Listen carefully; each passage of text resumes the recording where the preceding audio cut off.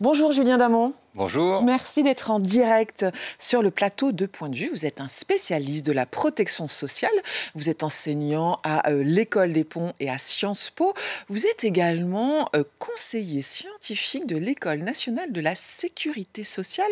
De quoi s'agit-il, l'École nationale de la sécurité sociale? J'ignorais son existence. Eh bien, c'est une école d'élite de la République et il y a plein d'écoles d'élite de la République. Ce sont les écoles qui forment les cadres supérieurs de l'administration.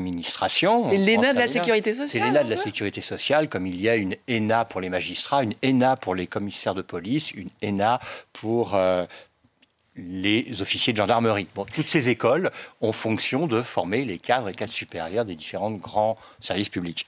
Vous sortez un petit livre, Petit éloge de la Sécu.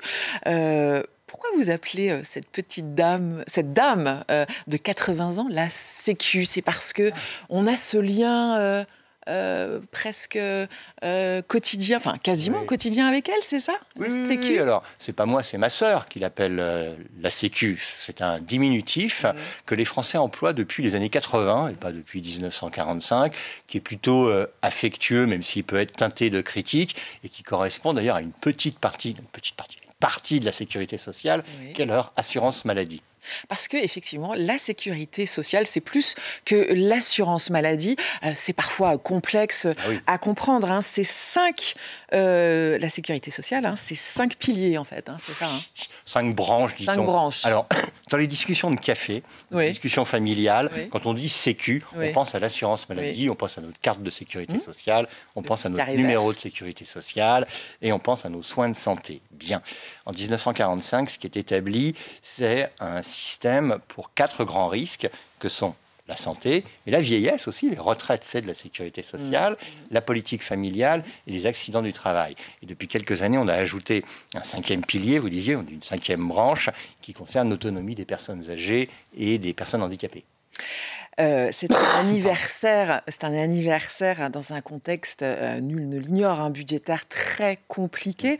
Au cours de son histoire, ça a déjà été aussi compliqué ou c'est vraiment, là, on est à l'apothéose du compliqué? Apothéose du compliqué, en tout cas apothéose de la douleur budgétaire. Alors, du point de vue budgétaire, il faut distinguer deux choses. C'est le déficit, alors, c'est pas les choses heureuses, c'est le déficit et la dette. Du côté des déficits, il y a déjà eu des périodes très compliquées pour la sécurité sociale, et ceci peut parfaitement se légitimer. Imaginez un Covid, imaginez des périodes de récession économique, qu'il y ait un déficit, même un déficit substantiel, peut parfaitement s'entendre. Ce qui est problématique, c'est l'accumulation des déficits, et cette accumulation des déficits nourrit aujourd'hui un endettement, et un endettement massif. Donc le problème en soi n'est pas ce déficit, mais cet endettement qui fait que le système est aujourd'hui pas au pied du mur, mais dans le mur. Dans le mur.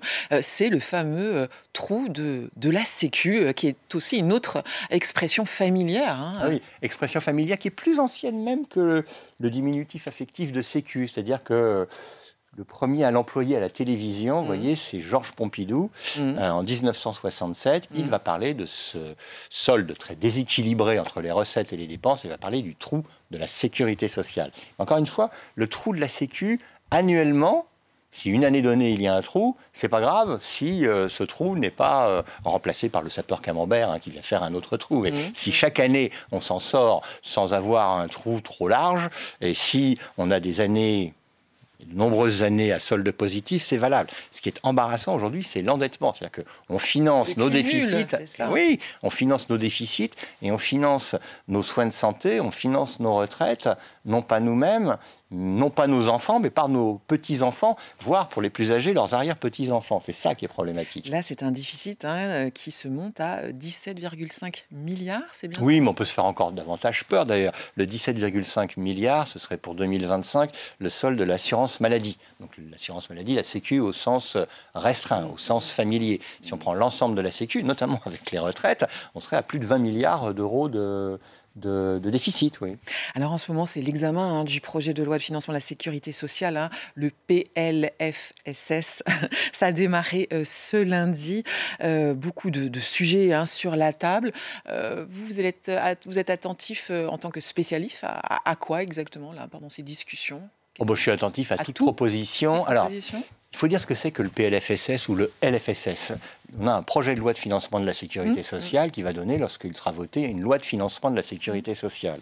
Alors, en France, on est géniaux, on a 2 lois pour le financement des principaux services publics. D'un côté, vous avez la loi de finances de l'État et de l'autre, vous avez la loi de financement de la sécurité sociale qui contient tous les ingrédients, c'est-à-dire les recettes et les dépenses, pour ces 5 risques que l'on évoquait. Donc, c'est l'assurance maladie, c'est les accidents du travail, c'est la politique familiale, pour laquelle d'ailleurs devraient être consenties des dépenses supplémentaires, pour un congé de naissance, vous voyez, on s'intéresse à tout, et pour ces sujets d'autonomie que j'évoquais pour les personnes âgées ou les personnes handicapées. Donc, quand vous vous intéressez à l'édifice général et aux équilibres, eh bien, vous regardez ce qu'est le débat parlementaire, bien sûr, sur les propositions qui sont de 2 ordres, qui sont de l'ordre des recettes, de l'ordre des dépenses. Et là, ce qui se passe, c'est qu'on trouve beaucoup de dépenses en plus et on ne s'intéresse pas à trouver... Et beaucoup de recettes en plus, il y a une augmentation des prélèvements obligatoires, ce qui fait un peu...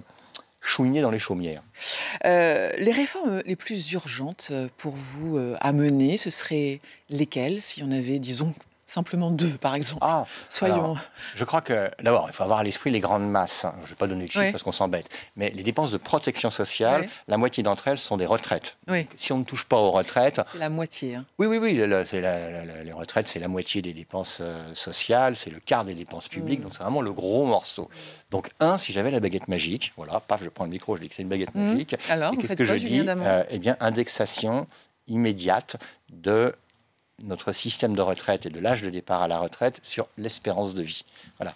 C'est un sujet clé parce qu'en 1945, on met en place un système avec un départ à la retraite à 65 ans, quand la majorité des gens n'atteignaient pas l'âge de 65 ans. C'est une forme d'escroquerie. Voilà.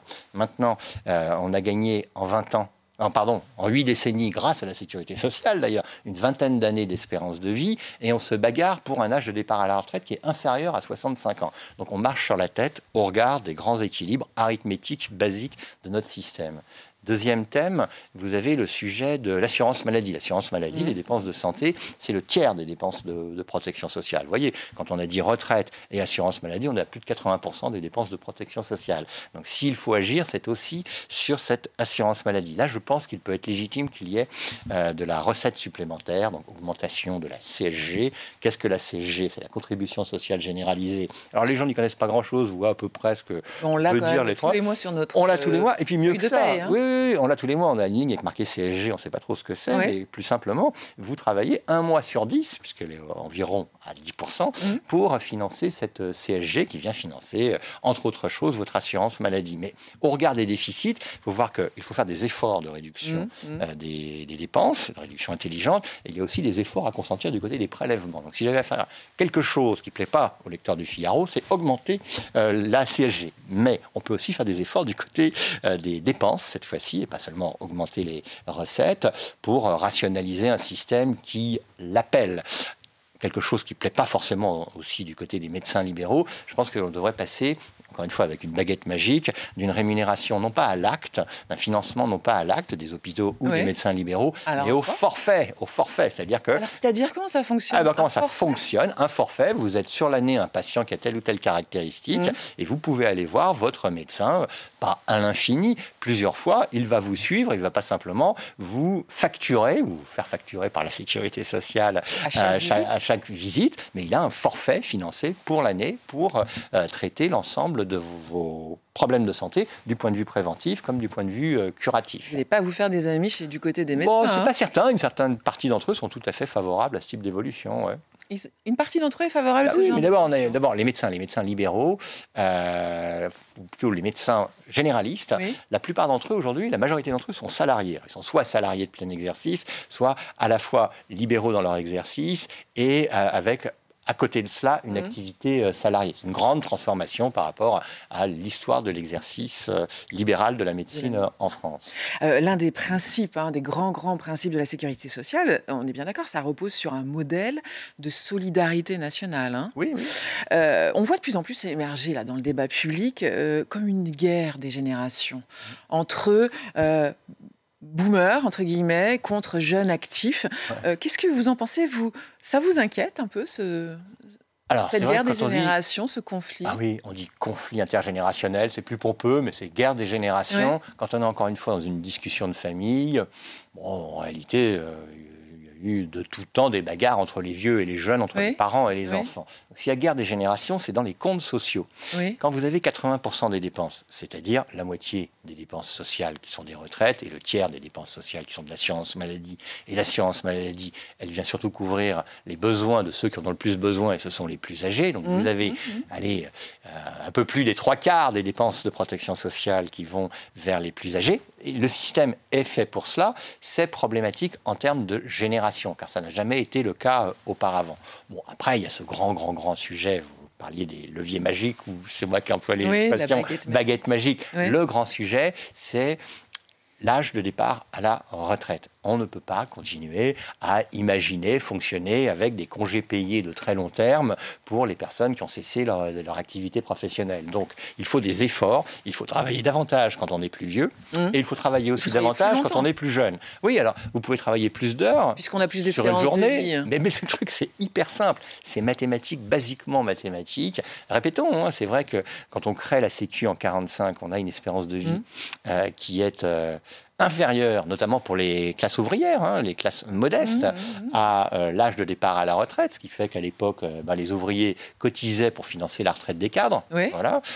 Maintenant, 20 ans d'espérance de vie en plus, et on se bagarre avec un curseur qui est fixé à un niveau inférieur à ce qu'il était en 1945. Je répète qu'on marche sur la tête avec ce système, et c'est ça le principal dossier du conflit intergénérationnel du côté des comptes sociaux. Parce que ce qu'on entend souvent du côté de ceux qui ont pris la retraite, ils disent mais j'ai le droit à cette retraite, j'ai cotisé toute ma vie. Mais le système, c'est pas ça. On ne cotise pas pour soi-même, on cotise pour les autres. Alors, il y avait un célèbre démographe, Alfred Sauvy, donc tout le monde en a à peu près entendu parler. Il était interrogé à ce sujet et on lui disait mais oui, mais écoutez, moi j'ai cotisé, etc. Il se tournait, il était assez âgé à cette période, il dit non, vous n'avez pas cotisé pour vous-même, vous avez cotisé pour moi. Voilà, c'est-à-dire qu'aujourd'hui, les cotisations, ce qu'elles financent, en tout cas, oui, les cotisations viennent financer les pensions de ceux qui, aujourd'hui, sont retraités. Et comme ces cotisations sont insuffisantes, on passe par de l'endettement. Donc, on fait peser sur l'activité et sur les petits-enfants et arrière-petits-enfants des retraités le financement de leur pension de retraite et de leurs soins courants. Pas de l'intégralité, mais d'une partie très substantielle, ce qui dégrade les comptes publics en général. Comment on faisait justement avant 1945, avant la création de la sécurité sociale, comment la société gérait ces problèmes de vieillesse, de maladie? Les aléas de l'existence étaient pris en charge, si on regarde le 19e siècle, par la charité locale, c'est-à-dire par les collectivités territoriales, par quelques lois nationales d'assistance aux modestes et aux pauvres. À partir des années 20 et 30, on a créé de premières assurances sociales pour les salariés, et encore pour une petite partie des salariés, mais pour le reste, les gens se débrouillaient, ils n'avaient pas grand-chose. Alors, il y a eu une invention historique, ce sont les mutuelles, les systèmes de solidarité, les sociétés de secours mutuels, surtout au cours du 19e siècle, qui permettaient de s'assurer, mais essentiellement sur des bases professionnelles. Donc, vous aviez du côté d'une partie du monde agricole, d'une partie du monde salarié, chez les mineurs au sens de ceux qui travaillaient dans les mines, ou les cheminots, des régimes de protection sociale qui se mettaient en place. Mais pour tous les autres, il n'y avait pas grand-chose, voire rien, c'était la charité publique. Donc, ce qui a permis la sécurité sociale à partir de 1945, c'est de diminuer, c'est joliment dit, la hantise du lendemain pour tout le monde. Et l'ambition de 1945, c'était que les couvertures sociales se généralisent à tout le monde, ce qui est le cas aujourd'hui, mais avec en effet ce mur de l'endettement qui est plus que préoccupant. C'est vrai que vous notez dans votre livre qu'avec cette création de la sécurité sociale, il y a un impact psychologique, un sentiment de sécurité qui est induit par l'existence de cette institution. C'est ça c'est l'objectif. L'objectif, c'est de diminuer l'insécurité sociale, diminuer cette peur du lendemain. Et ça a bien marché sur 8 décennies. On pourrait me rétorquer, à juste titre, qu'il y a aujourd'hui de la vulnérabilité, de la précarité, de l'instabilité, de l'angoisse. Bien sûr, on trouvera tous les termes pour décrire les problématiques psychosociales d'une partie de la population. Et ce sont des problématiques parfaitement légitimes, mais qui n'ont strictement rien à voir en intensité avec, puisque vous me posiez la question, la période pré-1945. Si on prend un autre sujet, j'ai beaucoup critiqué les retraites, là. Enfin, en tout cas les équilibres de notre système de retraite. En 1945, les vieux mouraient dans la misère. Alors on a mis une quarantaine d'années, une cinquantaine d'années, non pas à éteindre la pauvreté des personnes âgées, mais à la restreindre considérablement. Pourquoi a-t-on mis tant de temps? C'est parce qu'en 1945, peu de gens avaient cotisé, donc les prestations de pension de retraite étaient très faibles, et au bout de 40 ans, tout le monde avait cotisé. Donc une bascule historique, c'est que en 1945, les pauvres, c'était des personnes âgées. Oui. Aujourd'hui, les pauvres, ce sont d'abord de jeunes gens, de jeunes parents, leurs enfants, avec des parents qui ont des difficultés à s'insérer de façon stable sur le marché du travail. C'est un modèle unique, le système français? Alors les Français sont plus ou moins juste titre convaincus que c'est un modèle dont les autres pourraient s'inspirer. C'est même plutôt amusant d'ailleurs et sympathique, parce qu'ils aiment, c'est vrai, leur sécu, aussi diverses soient les conceptions qu'ils puissent eux-mêmes en avoir. Mais il y a une forme de nombrilisme aussi qui est grandiose. Oui. C'est oui, notre sécu, on est les plus beaux. Un temps évoqué souvent par des responsables politiques, on parlait du modèle le plus performant du monde en matière d'assurance maladie. Alors ça n'est pas vrai, c'est un système très large qui couvre, qui est jugé comme satisfaisant d'ailleurs par la grande majorité de nos concitoyens, mais il y a d'autres systèmes en place et des systèmes qui sont plus anciens. Alors dans ce petit ouvrage-là... Oui, vous faites le parallèle avec les États-Unis. Oui, c'est pas le parallèle, c'est une petite provocation. C'est-à-dire que nous fêtons les 80 ans de notre sécurité sociale, de façon d'ailleurs assez institutionnelle, et de mon point de vue sympathique et relativement utile. Mais aux États-Unis, ils ont créé leur sécurité sociale. Ça s'appelle Social Security. On a habilement traduit ça par sécurité sociale. Il y a 10 ans avant 1945. New Deal, président Roosevelt, en 1935, on met en place une assurance chômage, des retraites de base, et la France est en retard par rapport aux États-Unis, mais on peut le dire aussi, en retard par rapport à une grande partie des pays européen. Alors aujourd'hui, elle caracole en tête sur plusieurs plans. Un plan financier qui est que, puisque les dépenses sociales représentent un tiers du PIB, nous sommes les champions du monde en cette matière. Certains peuvent tirer argument et dire c'est beaucoup trop, d'autres peuvent tout à fait légitimement dire mais regardez, on a encore plein de pauvres, on a encore des personnes âgées qui sont mal prises en charge, on a des déserts médicaux, on doit faire des efforts, et peut-être même des efforts de socialisation supplémentaires. Pourquoi pas? Mais il est tout à fait exact qu'une des grandes spécificités, c'est l'ampleur de la redistribution et de la socialisation des risques par rapport à d'autres pays. Mais si on n'a pas à rougir, les autres n'ont pas à rougir par rapport à nous. Merci Julien Damon d'avoir été en direct avec nous. Je rappelle le titre de votre ouvrage, Petit éloge de la Sécu. C'est une approche à la fois historique, philosophique de cette institution, ce monument, Cette maison française. Merci d'avoir été en direct avec nous.